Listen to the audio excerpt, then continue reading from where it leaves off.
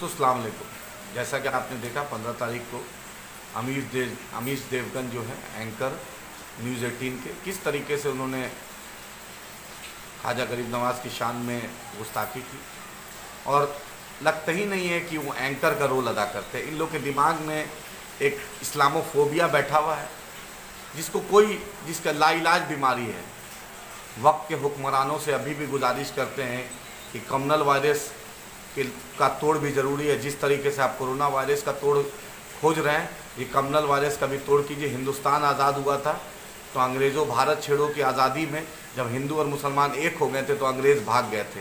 याद रखिए, जो अंग्रेज़ डिवाइड एंड रूल की पॉलिसी अपनाया था और देश को विभाजन कर रहा था, कमज़ोर कर रहा था, आज वही भारतीय जनता पार्टी और आरएसएस के लोग कर रहे हैं। मैं फिर से अपील कर रहा हूं भारत सरकार से, मैं इंफॉर्मेशन ब्रॉडकास्टिंग मिनिस्ट्री से और पुलिस प्रशासन से कि आप सख्त से सख्त कार्रवाई कीजिए। ख्वाजा गरीब नवाज़ सिर्फ एक समुदाय के बुज़ुर्ग नहीं थे, वो एक सूफ़ी थे। हिंदुस्तान में उन्होंने अमन, मोहब्बत, शफ़क़त का जो पैगाम दिया, वो दुनिया में जीता जागता मिसाल है। और हमने भी कल सुधानी ओपी में हमारे जिलाध्यक्ष महोदय और कटिहार में हमारे पार्टी के जो जिम्मेदार हैं उन्होंने भी जाकर वहाँ किया था। लेकिन प्रशासन की जो मानसिकता होती है ना, वो मानसिकता से लड़ना भी एक चैलेंज होता है।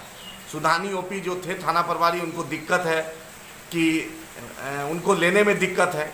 उसके बाद जब कटिहार में थाना में गए तो उनको चाहिए वीडियो।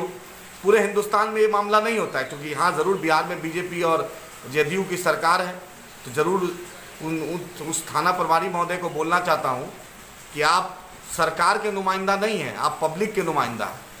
तो ये मानसिकता से ऊपर उठिए। ख्वाजा आपके भी है, ख्वाजा मेरे भी हैं।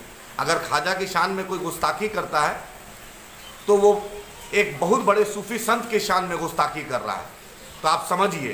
तो आज मेरी एसपी साहब से ये बात हुई, रात में भी मैंने मैसेज किया था, फिर सुबह में उनसे बात हुई एसपी साहब से। एसपी साहब ने कहा कि मुझे आप ला के दे दीजिए, इंशाल्लाह जो कार्रवाई होगी उचित हम करेंगे। तो मैं एसपी साहब का भी शुक्रिया अदा करता हूँ, क्योंकि एसपी साहब बारसोई में अनुमंडल एसडीपीओ के रूप में रह चुके हैं और एक अच्छे खुले जहन के ऑफिसर हैं, एक अच्छे ऑफिसर हैं। उम्मीद है कि अपने थाना प्रभारियों को निर्देश देंगे कि आगे वो कार्रवाई, आगे वो पब्लिक पुलिस फ्रेंडली जो पब्लिक है वो उस पर ज़्यादा ध्यान भी देने की ज़रूरत है। क्योंकि आप एसएचओ हैं, आप इंस्पेक्टर हैं, तो आप वक्त के हुक्मरान नहीं हैं। याद रखिएगा, हम लोग भी कानून के जानकार हैं, हम लोग भी पेशे से वकील हैं। पुलिस और वकील की जोड़ी एक अच्छी जोड़ी होती है। कोर्ट में हम ही आपको बचाते हैं और कोर्ट में जज साहब के सामने हम ही आपकी वकालत करते हैं। तो ये गलतफहमी में नहीं रहिएगा कि अगर कोई कुर्ता पजामा पहन लेता है, अगर कोई किसान है, अगर कोई मजदूर है, अगर कोई स्टूडेंट है, वो दुनिया का कमज़ोर इंसान है। दुनिया का वो कमज़ोर इंसान नहीं है। तो फिर एसपी साहब का धन्यवाद प्रकट करते हैं कि एसपी साहब ने ये बात कही और वो आज हमारे लोग अभी जा रहे हैं और वो वहाँ पर हम लोग जमा करेंगे इंशाअल्लाह ताला। और भारत सरकार से, बिहार सरकार से, डीजीपी महोदय से, सभी से अनुरोध है कि इस पर उचित कार्रवाई की जाए। हम वो टीवी पर खेद व्यक्त वाला वीडियो नहीं चाहते हैं, हम उचित कार्रवाई चाहते हैं, रूल ऑफ लॉ चाहते हैं, आईपीसी के तहत जो लॉ है वो चाहते हैं कि उस पर कार्रवाई हो। कोई एहसान नहीं कर रहा है हम पर। कि हिंदुस्तान में जितना आदिल को, इमरान को, सुनील को, प्रदीप को रहने का हक है, उतना सबको हक है।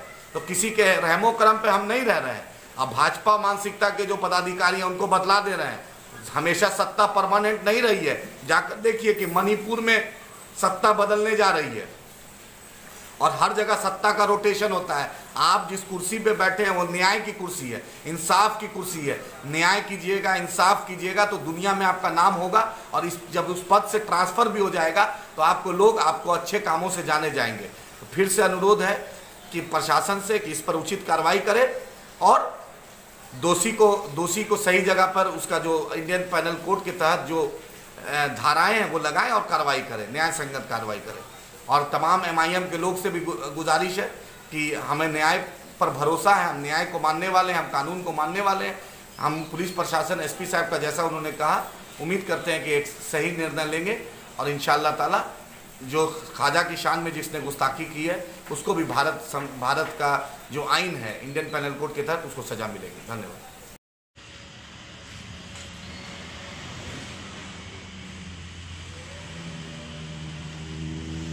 अस्सलाम वालेकुम वरहमतुल्लाहि वबरकातुहू। आज हम कोंडवा पुलिस स्टेशन आए थे अमीश देवगन के खिलाफ कंप्लेंट करने के लिए, जिसने पूरे भारत देश के न सिर्फ मुसलमान बन के चिश्ती के चाहने वाले उनको दुख पहुंचाया है। और हम अपील करते हैं कि जो भी हमारे जवान तबका है जो बहुत नाराज़ है, जो बहुत गुस्से में है, हम उनसे अपील करते हैं कि कानून अपना काम कर रहा है। बॉम्बे में भी एफआईआर हो चुकी है और कानून अपने हाथ में ना ले। अस्सलाम वालेकुम रहमतुल्लाहि व बरकातहू। आज ये police station Kondhwa police station आने का मकसद ये था कि सब भाइयों को मालूम है कि किस तरह से अमीश देवगन नाम के एक संघी गुलाम, बीजेपी के तलवे चाटने वाला गोदी मीडिया का एक सदस्य जो न्यूज़ 18 के लिए अपने काम करता है, अपनी भड़वेगिरी करता है, उसने मुसलमानों को और साथ ही गैर मुसलमानों को दुख पहुंचाने का काम किया है। उसने अपनी औकात से बढ़कर हिमाकत करने की ज़रूरत की है। इस बार उसने हज़रत ख्वाजा मोइनुद्दीन चिश्ती साहब के ऊपर में कुछ ताने कसे हैं, वो अल्फाज हम बोल भी नहीं सकते। एक ऐसी शख्सियत के बारे में उसने बात की है जिस शख्स को अल्हम्दुलिल्लाह हम मानते हैं कि इंडिया में उनके ज़रिए से इस्लाम फैलाता और लोगों तक इंसाफ और इल्म की बात पहुंची थी। अब उसकी हिमाकत इंशाअल्लाह ताला हम रायगा नहीं जाने देंगे, उसको इसका सबक ज़रूर सिखाएंगे और इंशाअल्लाह ताला इसके लिए जो कानूनी प्रक्रिया करने की ज़रूरत होगी इंशाअल्लाह हम ज़रूर करेंगे। हम लोगों से अपील करते हैं कि इसके अंदर कानून का साथ इंशाअल्लाह ताला हमको मिलेगा। सब्र रखना चाहिए, हमको थोड़ा वेट करना चाहिए, देखना चाहिए कानून अगर अपना काम करता है या नहीं करता, उसके बाद हम संविधान में दिए मार्गों का हम इस्तेमाल करेंगे इंशाअल्लाह ताला। एक आखिर बात मैं बोलना चाहता हूँ कि अब इन संघियों को हम ये बताना चाहते हैं कि तुम हमारे सब्र का इम्तिहान मत लो। तुमने तबलीग जमात पर मौलाना साहब के ऊपर में इल्ज़ाम लगाए, हम खामोश रहे। तुमने दिल्ली में हमारा इस्तेमाल किया, हमको मारा काटा, जामिया में मारने काटने का इल्ज़ाम भी हम पर लगा दिया, हम खामोश रहे। अब तुम हज़रत ख्वाजा मोइनुद्दीन चिश्ती साहब के ऊपर में तुम हाथ डाले हो। तुम ऐसा ना हो कि हमारे सब्र का पैमाना लबरेज हो जाए और जिस दिन ये लबरेज हो गया उस दिन तुमको बहुत भारी पड़ेगा इंशाअल्लाह ताला। अस्सलाम वालेकुम व रहमतुल्लाहि व बरकातहू। अमित देवगन ने जो चिश्ती साहब के शान में गुस्ताखी की है, ये हमारे से बर्दाश्त काबिल नहीं है और यकीनन इसका नुकसान उन्हें ज़रूर होगा। आज हमने कोंडवा पुलिस चौकी आके उनकी कंप्लेंट की है और इंशाअल्लाह हम चाहते हैं कि जितने भी NGO है और जिसको भी इस बात का दुख हुआ है, ये सिर्फ मुस्लिम कम्युनिटी को इसका नाराज़गी नहीं है, हर कौम को इसने दिल दुखाया है।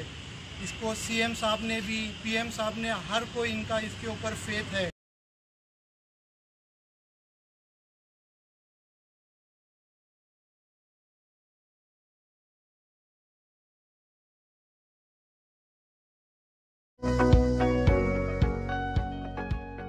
Please like and subscribe my YouTube channel.